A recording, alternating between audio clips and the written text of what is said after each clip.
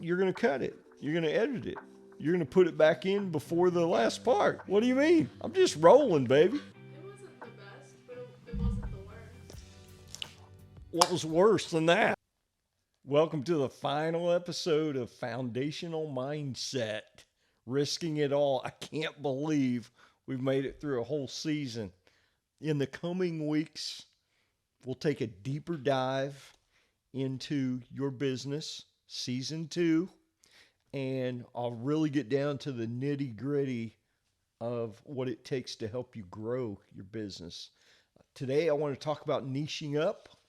And if you're joining me for the first time, my name is Brad Hogan. I'm a business guy from Central Florida, and I'm talking about risking it all. Today, I'm really excited about this topic. Talk about a niche, or as I look it up, it's pronounced niche, and talk about niching up. What does that mean? What's the definition of a niche? Webster says it's a place, employment, status, or activity for which a person or thing is best fitted. So what we're talking about is what best suits you in the marketplace. It doesn't mean you have to say no to other things. It just gives you opportunity. Niching is so important, and it's commonly missed. So we're going to go into the mindset is we're going to go into a business sector, and I want to reach as many people as possible. It's this whole big audience. Billions of dollars are spent in this industry every year. That's the typical thinking. But I'm going to tell you, if you can niche up, get really fine-tuned on what it is, a subsector, if you will, there's a whole lot of money in that. And I'm just going to talk about niching and what it looks like in different sectors. The first thing is the mindset. You need to move out of that scary place, thinking that if I get real defined on who my market segment is, I'm leaving out all these other people and it's going to be too small a demographic. That's not true. You're going to find that the people that are tuned in to you, those are buyers. Those are people that need your help. They need your product. They need what you're offering, and they're looking for it. Many times they're out here, they're lost in this big ocean trying to find their exact thing, and they're getting a whole bunch of general stuff. So no matter what it is, here locally, there's an area of town I drive through, and perhaps you have this in your town. There are several attorneys. As I drive past, I see the sole practitioner, the one-man show. It's one guy, one gal that are attorneys, and they've got everything listed on this sign. So they do business law, they do criminal law, they do accident injury. Well, I'll just stop right there with those 3 things. I mean, man, how do you know everything about business law? Totally different client. You're taking on businesses. You're getting them as a retainer. You're doing criminal law, different court, different client, how they're paying you. You do accident injury. Now you're suing the insurance company. I mean, those are different things. An attorney that handles just accident injury, they're experts at suing the insurance company. They know all the ins and outs. They know all the people. And I'm just amazed, and I won't go to that attorney that does everything. I feel like they're not an expert in their field. So when I need business help, I'm not going to the attorney that, earlier today's in criminal court. I don't need that. That's just one example. Be an expert at what you're doing. Just get out of that scary mindset. It will open up opportunities for you. There are the bad things, and I'll talk about them. The bad side of niching up, getting down there fine-tuned. The bad things are it's a smaller market. It's a smaller market segment, and you've got to define who your client is. You've got to know. I owned a company at one point, and we were selling to a specific market, and the United States is who I started with, homeowners in the United States. I was spending tens of thousands of dollars for leads. What I quickly found out was my client was over the age of 50. It's a male. He's married. He's never visited Central America. He lives in Arizona, California, Texas, Florida, or the East Coast, New York, New Jersey, Connecticut, etc. So it wouldn't do me any good to spend money in the Midwest. I want all the doctors, the income earners from the Midwest. Did I have the stockbroker from Chicago that's 25 years old? Yes, I could count them all on one hand. It's not my target market. You got to niche down. And the farther down you can niche, the more money you can make, the smaller the market segment is. But that's also a con. It's just a smaller market. And I would pose this to you. You don't need a million eyes looking at your, whether it's video content or whether it's something you're selling. You just need those people that are truly interested in your product. Those are your clients. The other people don't matter anyway. When we're after too big a market, there can be waste, right? And if we're sending money to the wrong place. Also, it can be a little more expensive to niche because you've got to get to that focused group. It's a double-edged sword. It can save you some money, not making the waste, but it could take you some time to get to that market segment and find out what that is. The competition, what it looks like, it may not be present today. There's 2 or 3 players in my area in this market. But when people figure out that it's working what you're doing, you'll wake up a year from now, 24 months from now, and there may be 10 people in that sector. It just happens. It's a natural progression of business. Don't let that scare you. Don't let that freak you out. You just keep moving. And as we keep moving forward with what we're doing, people are following us. I'm talking about your competitors. They're behind you. And you just keep innovating and going forward with your niche, and you're going to be fine. But know that's going to happen. You know, there's 3 of us today. There'll be 10 of us tomorrow. Also, we can fall into a little trap where we lack diversity. By design, when we're niching, we're getting rid of the periphery. We're getting rid of everything around us.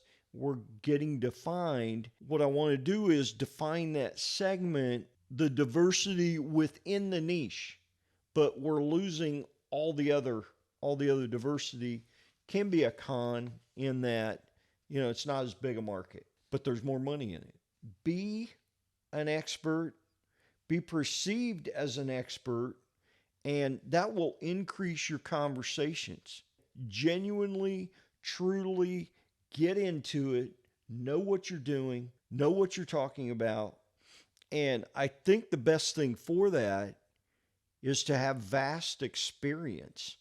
I mean, get in there and get some experience, know what you're doing, know what you're talking about, not just picking something and going into it, but picking something you know about and you can teach, you can coach, you can do, you can install, you can, whatever your expertise is, whatever your field is, know what you're doing. Find your passion when you're going through a niche. Find your passion, know who you want to work with, know what you want to do within that niche. Where are you profitable? Know who your client is. And are there enough buyers within that segment, within that sector? You've got to know that. If there's not enough buyers, it's not worth doing. And then finally, the broader your experiences are, the easier it is to find your niche. I mean, the more stuff you've done. I'll give you an example for, you know, I'm in the roofing business. As I go to conferences and board meetings, etc., I'm meeting with my peers in the industry. They talk about, what are you guys doing? I said, well, you know, we're primarily residential. We do some multifamily.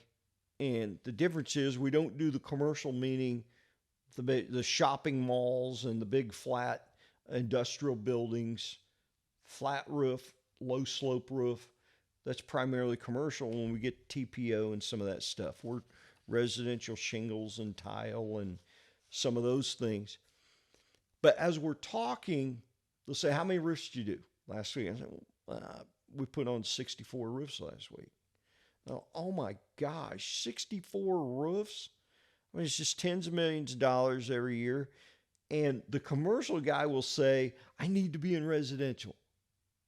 And then I ask the commercial guy, what are you guys doing? And they start talking about these massive projects that are just thousands of square. I'm thinking, man, that's where it is. And all the residential guys think I need to be in commercial. So the commercial guys want to be in residential. The residential guys want to be in commercial. And the truth is, the reality is, within the business, it's rare that you see a company that's very successful at doing both. Are there companies? Absolutely. They're an anomaly. Most companies are in one sector, one niche, if you will, or the other, and then they do a little bit.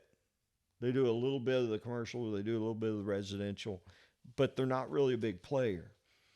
So the niche here would be, if you're in residential, let's don't just be, okay, what is residential? It's shingle, it's composite, it's metal, it's tile, it's slate. Well, if you want a niche, pick one. Be an expert at shingles. Be an expert at slate. If you're in commercial, be an expert at modified bitumen, or be an expert at TPO, or be an expert at PVC instead of doing all of them. And that's just one I can relate to because it's in my field. And of course, I've got experience with all of them. But today, when you come to me and ask me, yes, residential, we can do all those things. And I've got guys that are experts in those different fields, and that's who I call on today. But find your niche and what makes your business unique. Even more streamlined and efficient, you'll cut out the waste, you'll be more recognized within your field. And when that happens, you'll be more profitable. When you niche, you're not a blank canvas, and you're not having to create custom products each and every time. You know exactly who you are and where you are. I've got friends in different sectors that are very niche, have done well. And two ends of the pendulum, as far as business go, are you can be a sole proprietor starting out and you're it. You do everything. Or you can be this big corporation that has all these employees. And if you're a sole proprietor, you're it. You have to be there every day. There's no one but you. If you own this big corporation, you can be on the golf course, you can be sitting on your yacht, you can make millions of dollars, and other people are doing the work for you, basically. When you're the big corporation, you've got to prepare for the downturn. Everything is cyclical, and you've got all this overhead, employees, plant and equipment, etc. And when the business cycles, when it comes down, you got to be ready for it. Most people, most businesses are somewhere in between. And the guys I know that niche down, a lot of them have been a partner or owned the big corporation. And today what it looks like is, done with that, made some money doing that. I just want to be over here. I want to be very, very, very niche, whether it's the dentist. Oh, the only thing I do is braces, or the only thing I do is general dentistry, or the only thing I do is cosmetic, or the attorney that I talked about, the only thing I do is accident injury, or the accountant, the only thing I do is business, etc. All these different sectors. And what that looks like when they're personal and they want to niche down, and it could be a corporation niching, but specifically small business, when we niche down is, okay, there's 3 office girls. They all know exactly what to do, but pretty much that sole proprietor, he has to be there. He's got to sign the documents, sign the checks, pick the direction. And I'm not saying you can't go play golf on Wednesday or take a weekend, but pretty much you're it. And you're defined into that one niche, and you get an office staff that knows what they're doing. Those guys even know exactly how much money they're going to make every year. And when someone calls them that wants something within their field, but it's outside their periphery or their niche, they just refer to someone else. That's not what I'm doing. Well, you're qualified to do it, aren't you? Well, yeah, I am, but I'm not the best guy for it. Let me refer you to my friend. That's what that looks like. It can be a very, very comfortable space and living, and you can stand out and you can understand better how you want to generate business. Love you guys, appreciate you, and look forward to taking a deeper dive in the coming season.